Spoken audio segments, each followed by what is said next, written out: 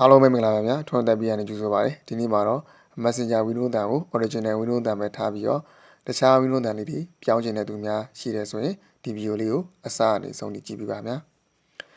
ပထမဆုံးအနေနဲ့ကိုယ့်ရဲ့ Messenger ဒီ application လေးဝင်ပြပါများ Messenger လေးကိုရောက်သွားပြီဆိုတော့ဒီအောက်ဆုံးမှာဒီ menu ဆိုတာလေးရှိပါတယ်ဒီနေရာလေးပါအဲ့နေရာလေးနေပြပါများဒီအများသုံးကြောင်းလေးရှိပါတယ်အဲ့နေရာလေးနေလိုက်ပါအဲ့နေရာကိုရောက်သွားပြီဆိုတော့ဒီအပေါ်ဆုံးမှာရှိတဲ့ဒီ setting ဆိုတာလေးရှိပါတယ်ဒီ setting ဆိုတဲ့နေရာလေးနေပြပါများ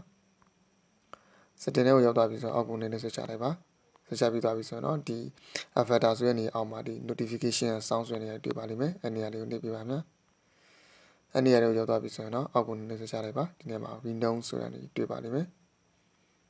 โอเคပါဒီနေရာလေးပါအဲ့နေရာလေးကိုနေပြပါများအဲ့နေရာလေးရောက်သွားပြီဆိုတော့ဒါ original တန်ပါ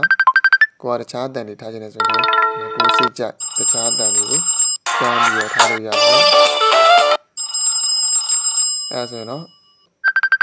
လောက်တက်လိမ့်မယ်ထင်ပါတယ်ကိုစမ်းပြီးတော့ကိုစိတ်ကြိုက်ဝီဒီယိုတန်ကိုပြောင်းပြီးတော့ထားနိုင်ပါတယ်ဗျာ